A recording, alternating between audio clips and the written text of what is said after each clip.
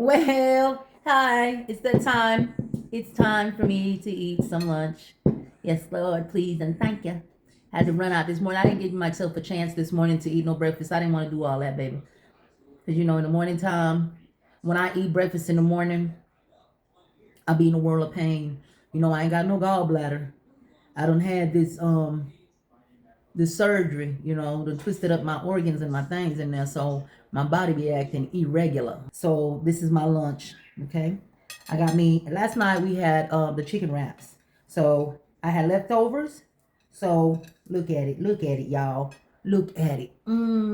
But today I decided to add me some avocado, aka pear, to it. And I got me some tomatoes on the side.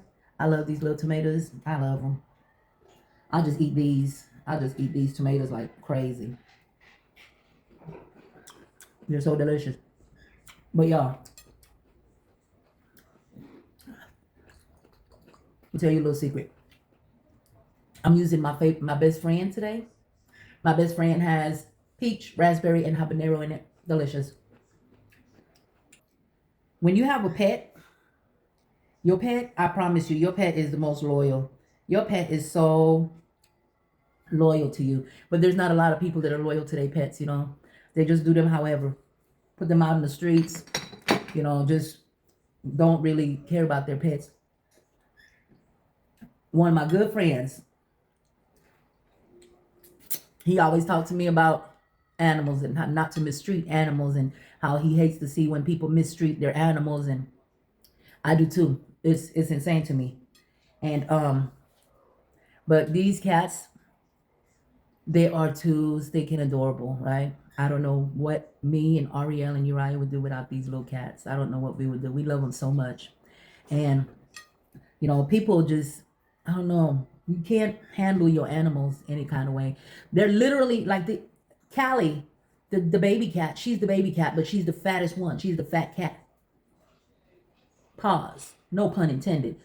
She's the little fat one, but she's the baby of the group, and she just came downstairs crying. And I'm asking her what's wrong. I'm talking to her, and she's responding back to me in cat language. I don't understand it, but she's telling me something going on. So I'm asking her, well, where's your mama? Where's your Uncle Percy? Where they at? And she's just trying to respond to me. She's meow, meow, meow. Like she's whining about something.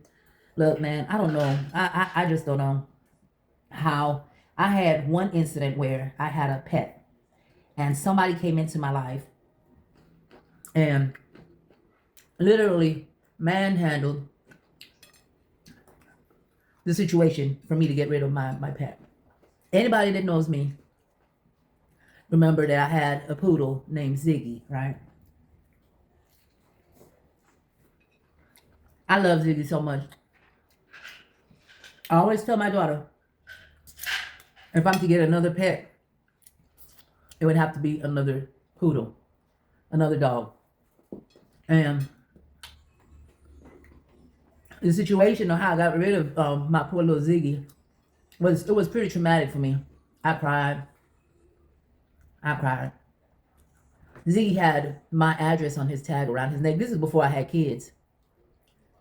He had my address on his little chain around his neck. So when the people found him, they called me right away and it was like, homegirl, we got your poodle.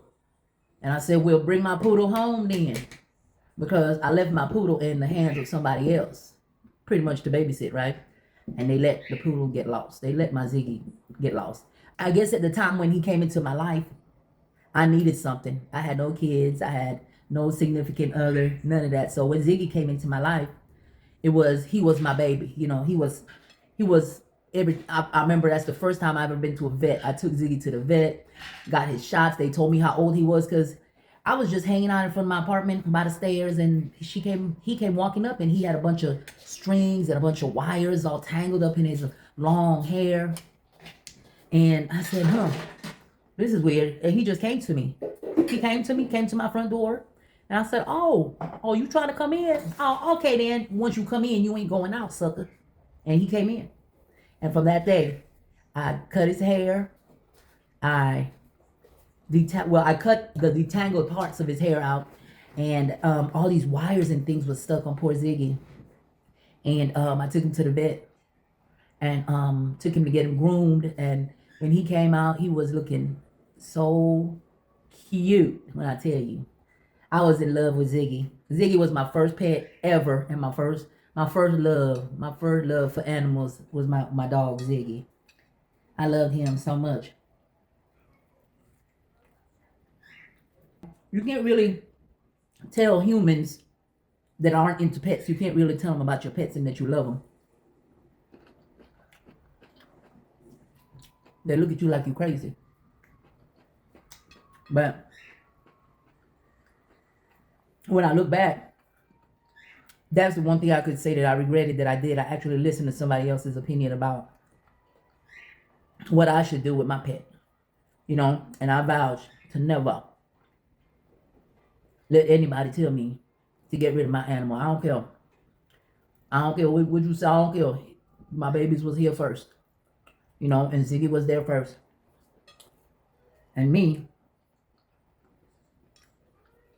being caught up in the moment, left my puppy in the hands of somebody that let it get loose. But that was all subliminal because I let it get loose, right? I let my puppy go.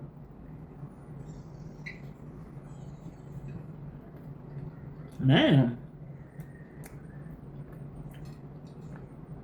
this is so good. Let me tell you why I named him Ziggy.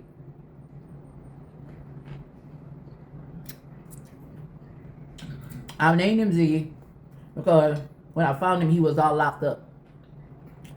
His hair was like dreadlocks. And not to say Ziggy Marley is an animal, but I named him Ziggy off of Ziggy Marley because he had the dreadlocks. He was so stinking cute. And after I took him to get groomed, when I got him, I was like, hold up, why one of my baby ears long and one short? Yeah, they told me it looks like somebody cut one of his ear.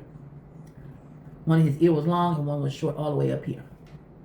That poor guy. And he was well trained. He only used the restroom when I let him out. When I let him outside. When he got nervous about something or scared about something, that's when he would have accidents in my apartment. But other than that, no, we was smooth sailing by ourselves. But it's all right. I live and I learn, right? I live and I learn. I'll never do that again. You know how people always be like, you got cats? Oh, baby, no. I can't be around cats. Well, I got news for you. My cats can't be around you. My cats can't be around you.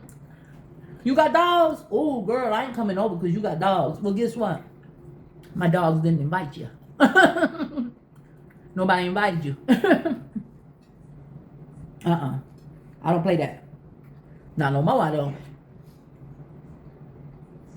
Learn my lesson.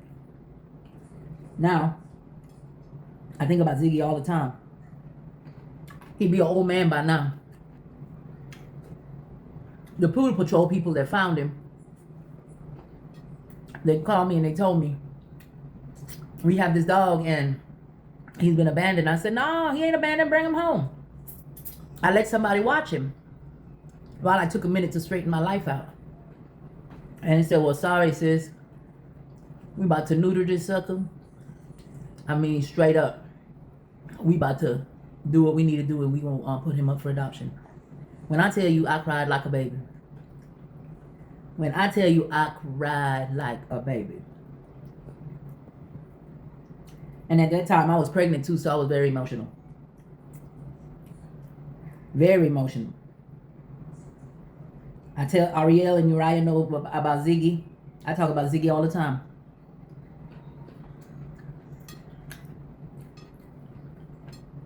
He was my baby. I mean, I go to work all day. Come home, no mess in the apartment, nothing. Until I open that door and he run outside. I just hope whoever got him took real good care of him. Because I attempted to. I didn't fulfill my part of the deal.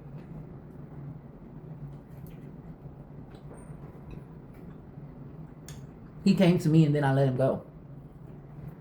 He literally found me.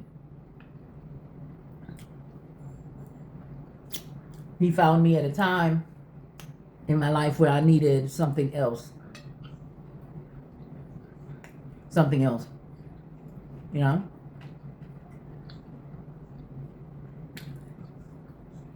He'd just be on my bed with me every night. I could imagine how he felt when I had to let him go, though. I can imagine. Like a child being adopted out, right? Let's get to the back of this. The back part. Why the back part always the juiciest part? Why? Mm-hmm.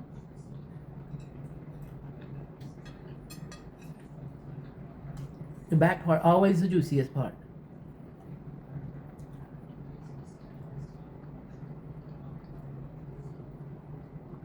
I want to eat my last tomato. Trying to figure out where's the best part to bite it.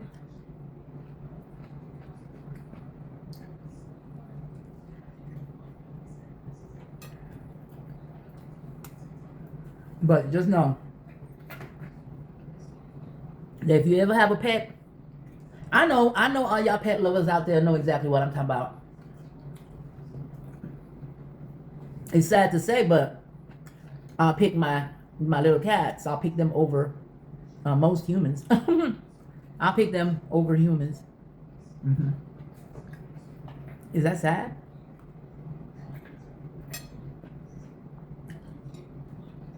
They love me always.